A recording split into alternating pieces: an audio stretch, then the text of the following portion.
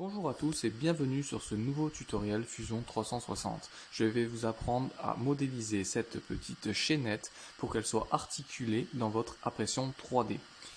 Nous créons donc une nouvelle esquisse sur laquelle nous allons créer une ligne de construction de 25 mm à partir du centre d'origine. Il s'agit environ de mon poignet de bras, donc 50 mm de diamètre. Oui, je sais, il n'est pas très gros. Nous allons continuer par dessiner une ligne avec une hauteur de 5 mm. Puis à côté de cette ligne, nous allons faire une autre ligne de 2 mm de hauteur d'un bord et une autre ligne de 2 mm de hauteur de l'autre côté.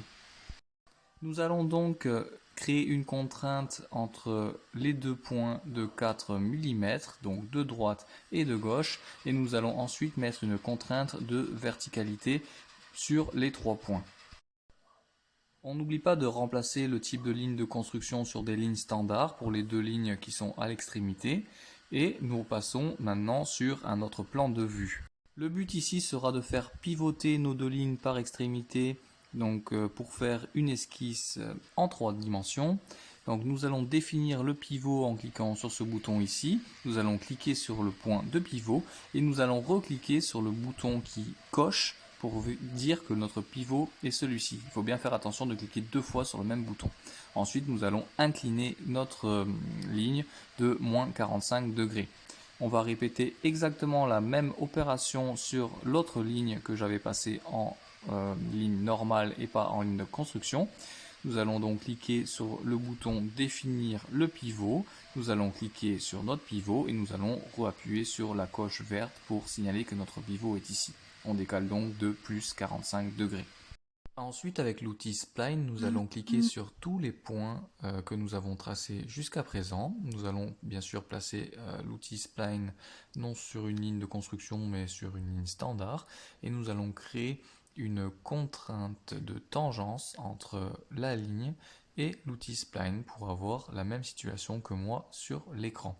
Nous voyons donc que nous avons formé une esquisse en 3 dimensions. Accrochez-vous, vous avez bientôt fini, je sais que c'est pénible, c'est dur, mais vous êtes bientôt à la fin. Nous allons tout simplement récupérer cette esquisse et nous allons faire un CTRL-C, CTRL-V. Nous allons encore choisir notre point de pivot et nous allons cliquer sur le centre et nous allons appuyer sur la coche verte. Nous allons ensuite faire une rotation de 180 degrés, comme ceci à l'écran, pour fermer notre ligne. À partir d'ici, nous voyons bien que notre esquisse a bien été créée sous 3 dimensions.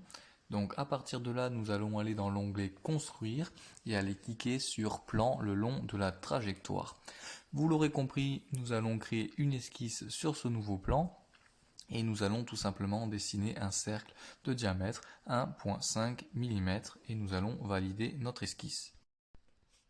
Comme je vous l'ai dit, maintenant c'est du simple, nous terminons l'esquisse et nous allons faire un balayage de notre nouveau cercle par rapport à l'esquisse que nous avons créée précédemment en 3D. Donc nous allons cliquer sur le chemin correspondant, donc notre esquisse en 3 dimensions. Et nous allons appuyer sur OK. Donc comme vous le voyez à l'écran, j'ai créé un maillon de ma chaîne et ça fait plaisir à voir parce que ça a été quand même quelque chose d'assez compliqué.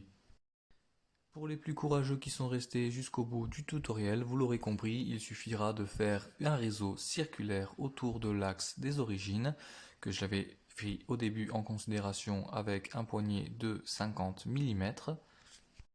Puis nous allons ajuster le nombre souhaité de maillons en fonction de ce que nous recherchons.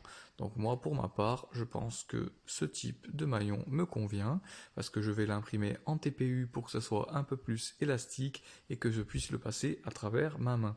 Donc mon tutoriel est maintenant terminé. Je vous souhaite à tous une bonne soirée ou une bonne matinée en fonction de où vous êtes dans le monde. Puis je vous dis à très bientôt pour un nouveau tutoriel. À plus, bye.